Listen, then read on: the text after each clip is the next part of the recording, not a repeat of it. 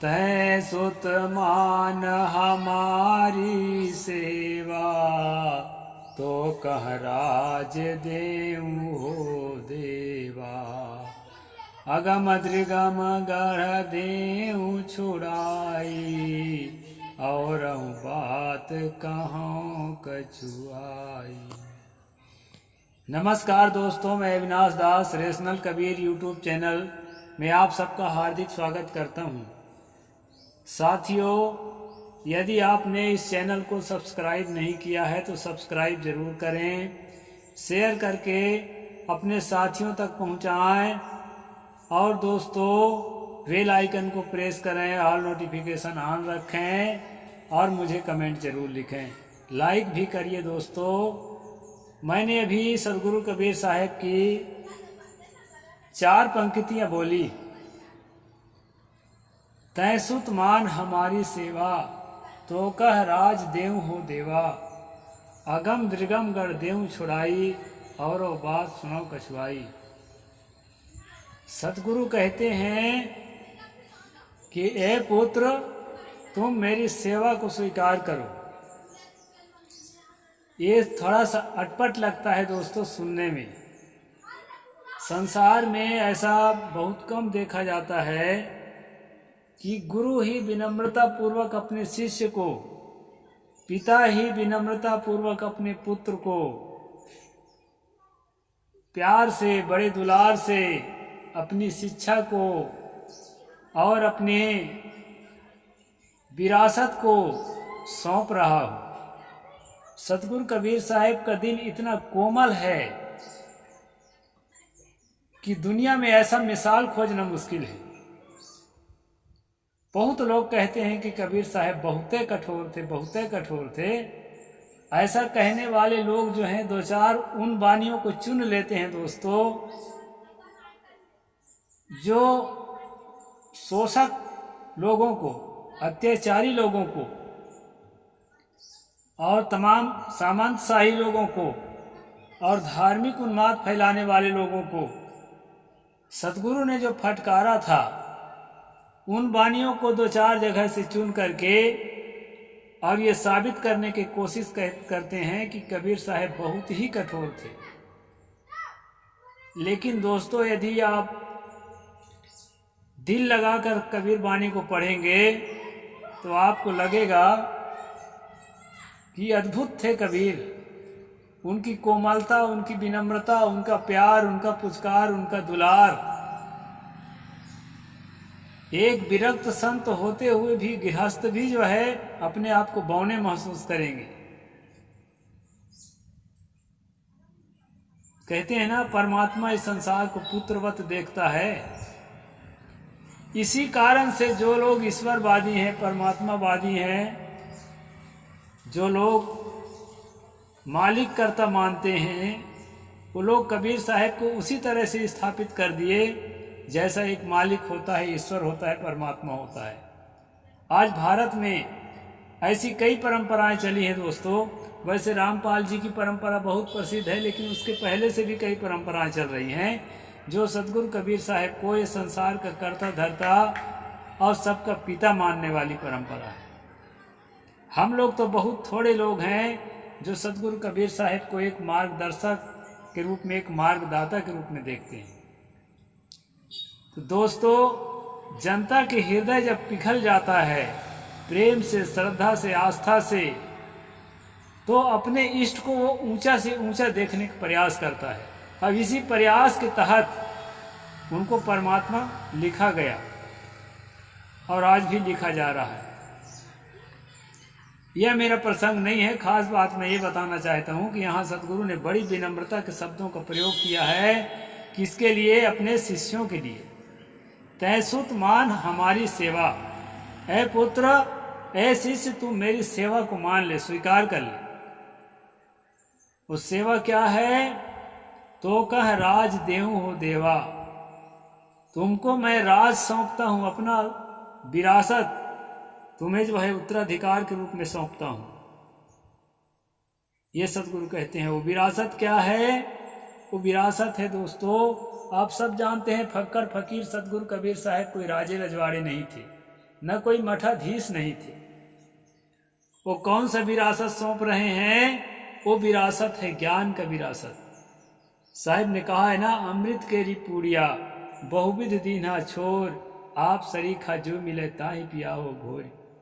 जो तर्कशील मिले, जो चिंतनशील मिले, जो आत्म कल्याण का इच्छुक हो, जो सहज शांति को अपने जीवन में और समाज में स्थापित करने के लिए उत्सुक हो, ऐसा आदमी अगर कहीं मिलता है तो सतगुरु कहते हैं ये अमृत का पुड़िया जो मैं खोल कर तुमको दे रहा हूं ना, तो उनको भी पिलाना, अकेले मत पीना।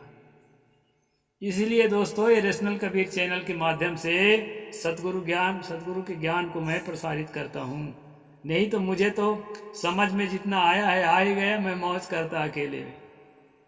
लेकिन ऐसा नहीं है, सतगुरु का ज्ञान सबके लिए है। मैं रोआऊं या जगत को, पूरे संसार के लिए आंसू बहाने वाले सतगुरु कबीर साहेब वो कहते हैं, तय सुत मान हमारी सेवा, तो कह राज देव हो देवा। और कौन सा राज है? अगम दृगम गढ़ देव छुड़ाई, और बात कहूँ सुनाओ कछुआई। अगम का मतलब होता है दोस्तों जहाँ कोई पहुँच न सके, जिन बातों को, जिन तथ्य को, जिन फैक्ट को कोई समझ नहीं पाया आज तक। वेद शास्त्र ऋषि मुनि सभी ने समझने का प्रयास किया, लेकिन किसी के समझ में बात नहीं आई। चिंतन से, शोध से, लंबे रिसर्च से सतगुरु कबीर साहब ने उन बातों को जब समझा तो समाज के सामने रखा। उसी को कहते हैं अगम दृगम। दृगम जो है जहाँ तक आपकी पहुँच है, वो अगम जहाँ तक आपकी पहुँच नहीं। आपका दिमाग जहाँ नहीं पहुँचता वो, और आपका दिमाग जहाँ पहुँचता है वो भी। क्योंकि समझ तो रहे हैं लेकिन फॉलो नहीं कर रहे हैं। आपको जगाना पड़ेगा तब फॉलो करेंगे। इसलिए सतगुरु कहते हैं अगम दृगम गढ़ देऊं छुड़ाई, उसमें जो गढ़ है, उसमें जो बंधन है, उसको मैं छुड़ा दूंगा और तुमको स्वतंत्र साम्राज्य दूंगा, ज्ञान का साम्राज्य। इस प्रकार दोस्तों यहाँ पर मैं ये बताने की कोशिश किया कि सतगुरु कबीर साहिब जो है अपने शिष्यों के सामने भी विनम्र थे। उनकी विनम्रता से प्रभावित होकर के, पिघल करके, बिना दंड दिए, बिना मारे पीटे, बिना डांटे डपेटे सतगुरु के लोग अनुयायी हो जाते थे और जो है उनके ज्ञान को ग्रहण करने लगते थे। अब हम चलते हैं दोस्तों मनुस्मृति के स्ट्रीम पर, जो आज का विषय है। इसमें दोस्तों कुछ ज्ञान की बातें भी बताई गई है। इसके बाद शिष्य को और पुत्र को मारपीट करने को भी कहा गया है। तो यही बात मैं कह रहा हूँ कि सतगुरु कबीर साहब के मार्ग में न पुत्र को मारना है, न शिष्य को मारना है। उसके मन को ऐसा मतलब मोटिवेट कर देना है, ऐसा जो है कहना चाहिए गढ़ना है, इसे संवारना है कि मारने पीटने की जरूरत नहीं है, और मारना पीटना समाधान भी नहीं है। सतगुरु कबीर साहब के मार्ग में मारना पीटना बिल्कुल समाधान नहीं है, न शिष्य के लिए न पुत्र के लिए। अपराधियों को दंड देना एक अलग बात है। तो यहाँ पर हम चलते हैं दोस्तों, मनु जी के कुछ अच्छी बातों को यहाँ हम कलेक्ट करते हैं। इसके बाद फिर जो है उस बात को भी देख लेंगे। यहाँ पर कहते हैं, दो चार श्लोक छोड़ देता हूँ, बहुत ज़्यादा पिछले कल हम जान लिए थे कि वेद अध्ययन करने के बाद और साधना करने के बाद पिछले जन्म की हम अपने जाति भी जान लेते हैं, ऐसा टाइप की जो था उसको हम उसका काफ़ी चर्चा हो चुकी है। अब आगे की चर्चा हम करेंगे। कुछ श्लोक छोड़ देते हैं। श्रुति स्मृति उदितम सम्यक निबद्ध स्वेषु कर्मसु धर्म मूलम निवेशे सदाचार मतीन्द्रितः। यह 155 नंबर है। इसमें कहा है श्रुति और स्मृति में कहे हुए सदाचार जो अपने कर्म में सम्यक रूप से मिले हुए हैं, जो धर्म के मूल हैं, निरालस होकर उनका पालन करना चाहिए। धर्म का मूल जो है श्रुति और स्मृति है मनु जी के अनुसार। श्रुति का मतलब वेद और उपनिषद, आरण्यक इत्यादि जो ग्रंथ हैं, किताबें हैं। इनका कहना है कि उस समय लिखने की परंपरा नहीं थी, केवल सुन सुन करके याद किया जाता था।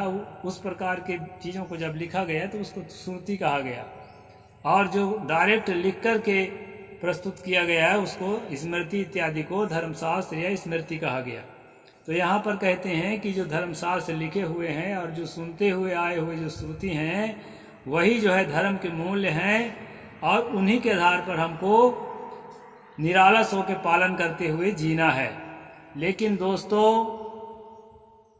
कबीर पंथ में इससे थोड़ा भिन्न है। मैं ज़्यादातर अपने अनुयायियों के लिए बात रखा करता हूँ तो अपनी बात कहना जरूरी होता है। सतगुरु कबीर साहिब ने कभी भी नहीं कहा कि श्रुतियों में, स्मृतियों में या मेरी किताबों में जो बात लिखी है उसको उसी तरह से मान लो जैसा लिखा है, बल्कि उन्होंने हर बार और कई बार कहा है कि निरख परख करो, निरख परख करिए प्रतीति। पहले निरख परख करिए तब विश्वास करिए, पहले ठीक से जांच पड़ताल करिए, परीक्षण करिए, प्रयोग करिए और जो खरा उतरे उसको स्वीकार करिए। जब लो ना देखो निज नैना तब लो न मानो गुरु की बहना। गुरु की वाणी भी तब तक स्वीकार मत करो जब तक वो अनुभव में ना खरा सिद्ध होए। इस प्रकार सतगुरु के कबीर साहिब की जो वाणी है उसमें थोड़ा अंतर है दोस्तों। अब ये श्रद्धा वाली जो है परंपरा है, इसमें श्रुति स्मृति में जो भी लिखा है उसको अक्षर से मानना पड़ता है। इसमें एक दोष है दोस्तों, श्रुति स्मृति में कई प्रकार बातें लिखी होती है, कुछ हिंसक बातें भी है। अगर हम श्रुति स्मृति को प्रमाण मानेंगे तो हिंसक बातों को भी लेके चलना पड़ेगा। कुछ विवेक विरुद्ध बातें भी है जो प्रकृति के नियम के विपरीत है। जैसा प्रकृति में नहीं घटता वैसी बातें भी लिखी है, उसको भी हमको स्वीकार करते चलना पड़ेगा। इसलिए जो है कबीर पंथ एक विवेकवादी पंथ है। हम लोगों को निरख परख करके ही किसी बात को स्वीकार या अस्वीकार करना चाहिए। हम आगे चलते हैं दोस्तों। आचारा लभते ह्युचारा दीप्तिसा प्रजा आचाराधा क्षयमाचारो हंत्या लक्षणम। आचार से आयु प्राप्त होती है, आचार से अभिमत संतान प्राप्त होती है, आचार से अक्षय धन लाभ होता है, आचार से अशुभ लक्षणों का नाश होता है। आचार कहते हैं चुनिंदा व्यवहार शैली को, यानी कि शास्त्रोक्त व्यवहार शैली को वैदिक धर्म में आचार कहा गया है। अलग अलग पंथ हैं, अलग मत हैं, वैष्णव हैं, वेदांती हैं, महानिर्वाणी, बहुत सारे पंथ होते हैं। तो हर पंथों में एक आचार होता है, उनको नियमावली होती है, उस नियमावली को पालन करना ही आचार कहलाता है। तो इसमें कहते हैं आचार से चलने से आपकी आयु वृद्धि होगी और अभिमत संतान होती है, बढ़िया संतान जो आप जैसा चाहते हैं संतान भी आपको मिलेगी, अक्षय धन लाभ होगा, आप धनवान बन जाएंगे, और जो है आचार से अशुभ लक्षणों का नाश होता है। ये बात ठीक है कि आचार अगर आपका ठीक है तो ये सारी चीज़ों में सकारात्मक परिवर्तन होगा। ये मैं भी कुछ हदों तक स्वीकार करता हूँ। दुराचारो हो पुरुषो लोके भवति निंदिता दुख भागिता सत्यम व्यभिचो अल्पायुरेव चा। दुराचारी पुरुष जो आचार को नहीं मानता उसको दुराचारी कहते हैं, बुरे आचरण में जीने वाला आदमी। तो उसके लिए कहते हैं कि दुराचारी पुरुष संसार में निंदित होता है, बिल्कुल निंदित होगा, सर्वथा दुखी, रोगी और अल्पायु होता है। फिर आगे कहते हैं दोस्तों सर्वलक्षणहीनोपि यः सदाचारा वानरः श्रद्धा धानो सूयश्च शतं वर्षाणि जीवति। सब लक्षणों से हीन होने पर भी जो पुरुष सदाचारी और श्रद्धालु होता है तथा दूसरों के दोष को नहीं कहता वह 100 वर्ष जीता है। 100 वर्ष जिए चाहे ना जिए दोस्तों, लेकिन सदाचारी होना अच्छी बात है। दूसरों की भलाई करके, दूसरों की भलाई सोच के, दूसरे की भलाई के लिए सच्चा संदेश देकर जीने वाला आदमी चाहे वो कितने भी दिन जिए, मान लो मैं भी 50 साल का हूँ, आज ही मेरी मृत्यु हो जाए तो भी मुझे संतोष तो है कि मैं जो है समाज में एक अच्छा संदेश देने का प्रयास कर रहा हूँ और अपने जीवन में अच्छे आचरणों को जीने का प्रयास कर रहा हूँ। इस तरह जो है हमें एक संतोष का सुख मिलता है शुभ कर्म करने का। इसको मैं इस रूप में मानता हूँ। यद्यत परवशम कर्म तदत्तेन वर्जयति यद्यात्मवशम तु स्यात् तत् सेविते यत्नतः। जो कर्म दूसरे के बस में हो उन कर्मों को यत्न पूर्वक त्याग दे और जो कर्म अपने अधीन हो उन कर्मों को यत्न पूर्वक सेवन करे। जिस चीज़ को हम ठीक से सीख गए हैं, हमारे बस की है, उन कामों को हमको करना चाहिए। लेकिन जिन कामों को हम जो है अपने बस नहीं कर सके हैं, नहीं सीखे हैं, उनको यहाँ पर कहा है त्याग देना चाहिए। लेकिन दोस्तों जिस काम को हम नहीं सीखे हैं अगर हमारी अभिरुचि है तो उस काम को जो है हम लगन पूर्वक सीखें, उसको त्यागने के बजाय। कोई भी काम संसार में मनुष्य के लिए दुर्लभ नहीं है। पहले कहा जाता था ना, पढ़ना लिखना और ज्ञानी बनना शूद्रों के लिए और अति शूद्रों के लिए असंभव है। लेकिन क्या ये सच है? हमारे पुरखों ने मेहनत किया, आंदोलन किया, अपना अधिकार प्राप्त किया, पढ़ना लिखना शुरू किया। तो दोस्तों आज वो दिन है कि आज जो है आंख पे आंख मिला के बात करने में हमारे लोगों में क्षमता आई है। तो इसलिए जो चीज़ को हम नहीं सीखे हैं उस चीज़ को भी हमें सीखने का प्रयास करना है। यहाँ पर मैं मनु जी के साथ नहीं हूँ, और आप अपना विचार आप जाने। यत् कर्म कुर्वतो वश्य स्यात् परितोषो अंतरात्मनः तत्प्रत्नेन कुर्वीत विपरीतम तु वजेत। जिसके करने के लिए अपने चित्त को संतोष हो उसे अवश्य करें, और जिसको करने में अपने चित्त को दुख हो उसे ना करें। यहाँ पर भी हम पूरी तरह सहमत नहीं है, क्योंकि कुछ बुरे काम भी हो सकते हैं जिसको करने से अगर किसी आदमी को संतोष हो तो उस काम को उसको छोड़ना चाहिए। हमारा मत ऐसा है। ऐसा नहीं है कि उसको काम करने में हमें आनंद आता है तो हमको वही काम करना चाहिए।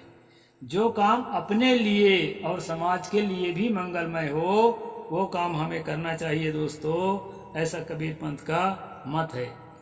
आचार्यम वा प्रवक्तारम पितरम मातरम गुरुम ना हिंसादि ब्राह्मणान्यास्य सर्वैः तपस्विनाम। उपनयन वेदाध्ययन करने वाला आचार्य, वेदार्थ व्याख्याता, पिता माता गुरु ब्राह्मण गाय और तपस्वी इनकी हिंसा ना करे, इनको दुख भी ना दे। लेकिन दोस्तों हमारी सीमा इससे आगे है। हम लोग तो कहते हैं इनके प्रति तो श्रद्धा रखना ही चाहिए, जिनसे हम शिक्षा लेते हैं, जिससे हम ज्ञान प्राप्त करते हैं, जिन्होंने हमें जन्म दिया है, जो हमें पाला पोसा, जो हमें अनिष्ट से बचाया, सब तरह से सुरक्षा और संरक्षण दिया और हमें इस लायक बनाया। उन सब लोगों के प्रति हमारा जो है उपकार कृतज्ञता का भाव होना चाहिए दोस्तों। इस बात का हम 100% समर्थक हैं। लेकिन रही बात हिंसा करने की, तो हिंसा तो उसको भी हमको नहीं करना है जिसने हमें ये सब कुछ नहीं दिया है, यानी जिससे हमारा संबंध नहीं है उसकी भी हिंसा नहीं करना है। और जो अन्य लोग हैं संबंध है भी लेकिन ऊपरी संबंध है, उदासीनता है, समान न्यूट्रल संबंध है, उनको भी हम दुख ना पहुँचाएं। ऐसा सतगुरु कबीर साहब का जो है मत है। घाव काही पर घालो जित देखो तित प्राण हमारो। जिधर मैं देखता हूँ उधर मुझे अपना प्राण पीर नजर आता है, ऐसा सतगुरु कहते हैं। इसलिए किसी के भी हिंसा हत्या या किसी को भी पीड़ा पहुँचाना अच्छा नहीं है दोस्तों। इस बात को आपको ध्यान में रखना है। परस्य दंडनो दच्छेत क्रुद्धो नयो निपातयेत अन्यत्र पुत्रिच्छा शिष्य द्वाशिष्ट्यर्थ ताड़ेत योः। दूसरे के लिए क्रुद्ध होकर लाठी न उठाएं और न मारें। पुत्र तथा शिष्य के अतिरिक्त अन्य व्यक्ति को दंड प्रहार न करें, किंतु पुत्र तथा शिष्य को अनुशासन के लिए अवश्य ताड़न करें। यहाँ पर दोस्तों ये बताया है कि किसी भी मनुष्य को डंडा उठाकर मत मारो। डंडा उठाकर मारने से उसको पीड़ा होगी। वो पीड़ा जो है आपके लिए एक अमानवीय व्यवहार है, संवेदनहीन व्यवहार है। लेकिन यहाँ एक चीज जो है छूट दे रहे हैं मनु जी, कहते हैं शिष्य को और पुत्र को जो है अनुशासन करने के लिए डंडा से मारकर जरूर जो है उसको कंट्रोल में लाना चाहिए। ये बात उस समय के लिए ठीक हो सकती है, क्योंकि उस समय उतना बौद्धिक विकास नहीं थी दोस्तों, लोग उतने सुसभ्य नहीं थे, तब के लिए हो सकता है बात ठीक हो। लेकिन सतगुरु कबीर साहब के ज़माने तक जो है ये बात जो है निरस्त हो चुकी थी। आज तो सरकार पूरी तरह से मारना पीटना बंद कर दिया है, करा दिया है। थोड़ा जो मनचले बच्चे हैं थोड़ा उसको अंकुश करने के लिए कभी ऐसा जरूरत पड़ सकती है कि उसको थोड़ा ताड़ना दें, लेकिन मारना पीटना बिल्कुल भी ठीक नहीं है। अन्य तरह से भी हो, मैं तो ये चाहता हूँ कि अगर हम बच्चों को ना जिम्मेदारी वाले काम देते जाएंगे तो गलत रास्ते पर चलने के लिए मौका ही नहीं पाते हैं। आदमी के पास टाइम उतना ही है, हर आदमी के पास 24 घंटे का। ऐसे टाइम को आप बांटिए बच्चों के लिए कि उनको बिगड़ने के लिए मौका ना मिले। ज़्यादातर जो है खाली मन शैतान का घर, खेलने का टाइम दें, पढ़ने का टाइम दें, और उससे बचे तो कुछ अन्य जॉब भी देना चाहिए। इससे जो है बच्चों के बिगड़ने के चांस कम होते हैं। और डंडा मार करके सुधारना, डंडा मारकर आज तक किसी को नहीं सुधारा जा सका है दोस्तों। डंडा मारना अच्छा नहीं है। बच्चे के स्वास्थ्य में भी, मानसिक स्वास्थ्य में भी गलत असर पड़ता है। मनु जी अपने ज़माने के अनुसार से ये बात कहा है, लेकिन मैं इस बात का समर्थक बिल्कुल नहीं हूँ। बिल्कुल भी बच्चों को मारे पीटे नहीं। मैं स्वयं उदाहरण के रूप में आपके बीच में उपस्थित हूँ।